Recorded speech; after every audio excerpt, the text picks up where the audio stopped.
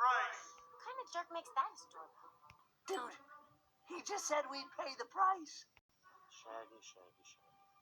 What could possibly happen by ringing the doorbell?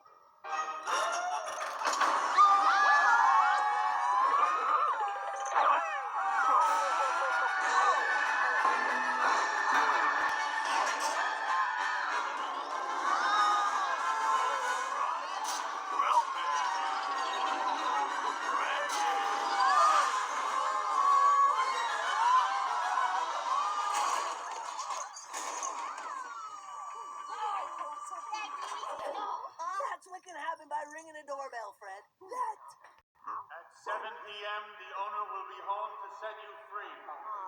Hey, wanna buy a box of cookies? Excuse me. Have you heard the good news?